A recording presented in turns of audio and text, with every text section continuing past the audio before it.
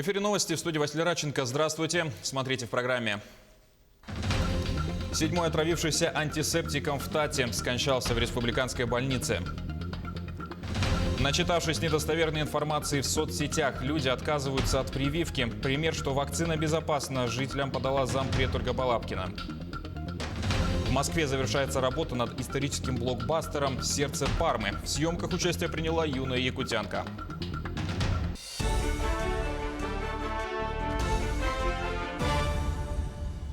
Седьмой человек из числа отравившихся антисептиком скончался в Якутии. Об этом сообщили в региональном министерстве здравоохранения.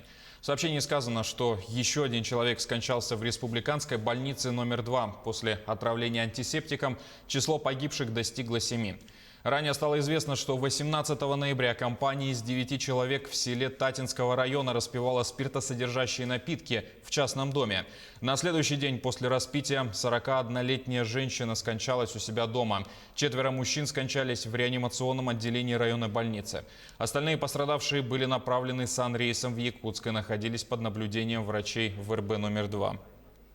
Следственными органами Следственного комитета России по республике Саха-Якутия с дислокацией в Татинском районе возбуждено уголовное дело по признакам состава преступления, предусмотренного частью 3 статьи 109 Уголовного кодекса Российской Федерации. Причинение смерти по неосторожности 2 и более лицам по факту смерти людей в селе Тамторт. В настоящее время следователям Следственного комитета проводятся необходимые следственные мероприятия, направленные на установление всех обстоятельств произошедшего. Проведен осмотр места происшествия, изъяты предметы и вещества, которые имеют значение для следствия. Для установления причины смерти назначены судебно-медицинские экспертизы. Расследование уголовного дела продолжается. На территории республики за прошедшие сутки зарегистрированы 218 случаев коронавирусной инфекции, в том числе 49 носителей. Такова информация регионального оперативного штаба. Так, в Якутске зарегистрированы 119 случаев, в Вилюйском районе 11, в Алданском, Сунтарском и Усть-Майском по 6, в Верхневилюйском, Горном и Нюрбинском по 5. Остальные районы от 1 до 4 заболевших. За сутки в Якутии от коронавируса скончался 1 человек. Президент России Владимир Путин заявил о необходимости объединения усилий всего международного сообщества в борьбе с пандемией коронавируса. Об этом глава государства сказал в своем выступлении на саммите Азиатско-Тихоокеанского экономического сотрудничества, который прошел в формате видеоконференции. По его словам, в России уже созданы и зарегистрированы 2 вакцины «Спутник-5» и «Эпивак-Корона». Завершающую стадию испытаний проходит 3-я вакцина. Президент добавил, что международному сообществу необходимо сплотиться для совместной работы по выправлению серьезных последствий пандемии для экономики и социальной сферы. В этой сфере нами накоплен солидный научный и клинический опыт. Хочу напомнить, в России созданы и зарегистрированы 2 вакцины – «Спутник-Ви» и «Эпивак-Корона». Еще одна, 3-я вакцина на завершающей стадии испытаний. Мы с нашими зарубежными партнерами активно прорабатываем возможности их поставок и локализации производства на местах. Хочу подчеркнуть, обе вакцины отвечают 2 важнейшим критериям. Они абсолютно безопасны и эффективны. Вопрос только в одном – в том, чтобы наладить массовое производство. В России мы его разворачиваем. Один из проблемных вопросов в Алекминском районе – вакцинация против гриппа. Медики говорят, что, начитавшись недостоверной информации в социальных сетях, люди отказываются от прививки. Пример, что вакцина безопасна, жителям подала зампред Ольга Балабкина. Почему важно пройти сезонную профилактику – в следующем материале. Вечером вчерашнего дня алекминчане смогли напрямую задать вопрос зампреду республики. Ольга Валерьевна Балабкина провела прямой эфир, в течение часа ответив на интересующие вопросы. Один из самых задаваемых – вакцинация от гриппа. Ольга Валерьевна не только ответила, но и сама подала пример. Ранним утром она поставила прививку. Нормальное ощущение, у нас сейчас идет в республике противогриппозная вакцинация, и, соответственно, так как по приезду именно в Алекминский улус выяснилось, что большинство недоверия населения против прививки от гриппа именно здесь, Поэтому вчера во время прямого эфира было выяснено, что у людей очень много вопросов и опасностей. Были определенные моменты, связанные с недоверием, значит, непосредственно к тому, что происходит в нашей центральной районной больнице. Поэтому вот сегодня я сама лично пришла сюда, в центральную районную больницу, и сделала эту прививку от гриппа. Но я думаю, что, наверное, моему примеру должны последовать не только олегминчане. Ситуация по вакцинации в Алекминском районе не самая лучшая. Активность взрослого населения оставляет желать лучшего. Отказов очень много, но люди должны понимать, если мы будем вакцинироваться от гриппа, мы себя защищаем от других инфекций. Чуть больше 60% по вакцинации детей. Дети у нас вакцинируются, скажем, неплохо, но очень много в этом году отказов. Хотя нужно понимать, что прививка – это специфическая защита от гриппа, и лучше сделать прививку, от которой не будет последствий, чем потом перенести грипп, который может быть чревато развитием осложнений. В первую очередь это осложнением является пневмония, миокардиты.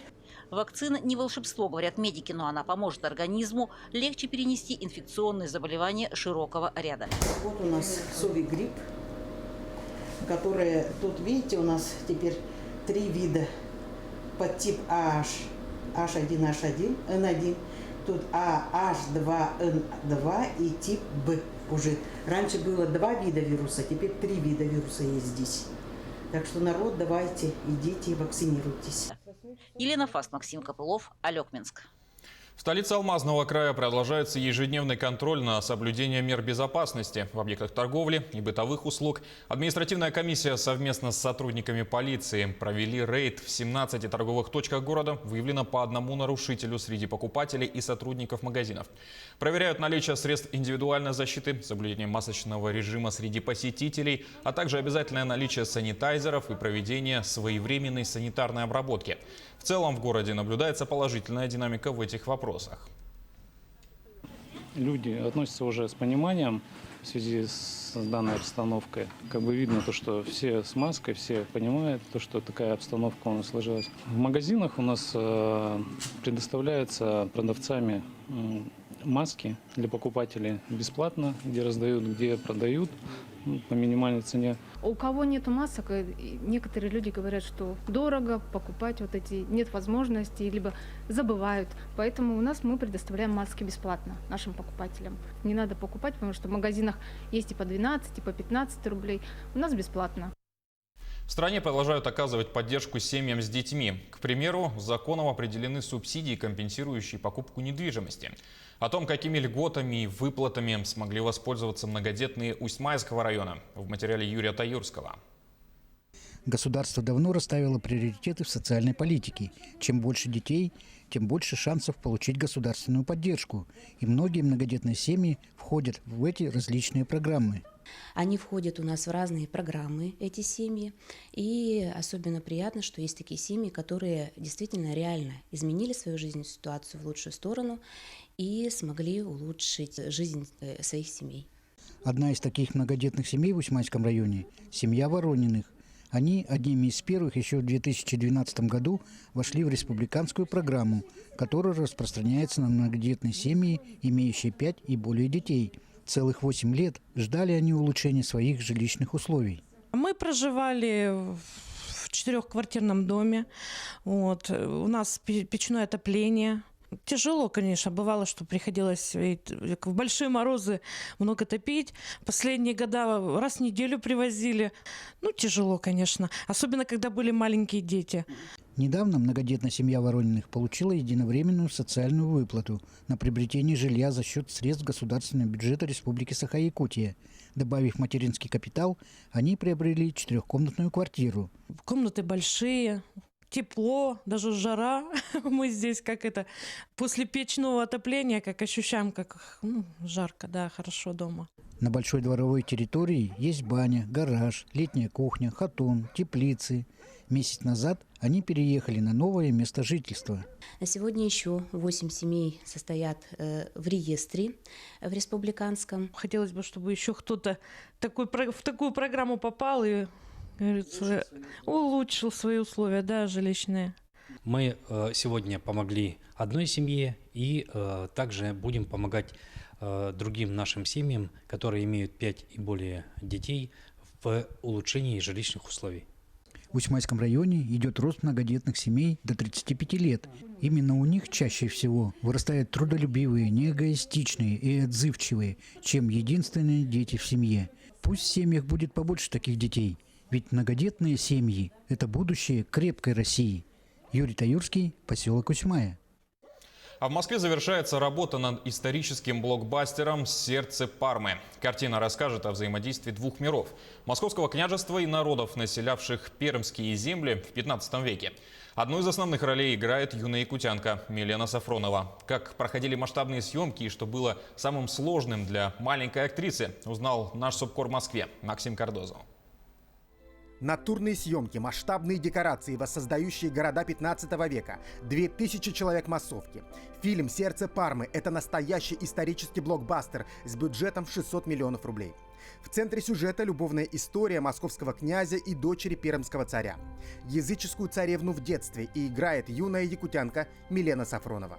Я играла девочку, это дочь пермского царя, Кичерт ее звать. Она получеловек, полурысь, такая ведьма почти. У нее такая одежда была, накидка, кожа и мех. И у нее платье очень красивое было такое, с всякими поприкошками там.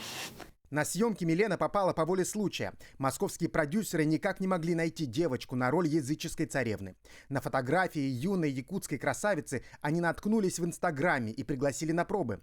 И вот Милена уже оказалась на площадке вместе со звездами Федором Бондарчуком, Евгением Мироновым, Александром Кузнецовым. Съемки длились целый год. Несколько раз в месяц девочке приходилось летать из Якутска в Москву.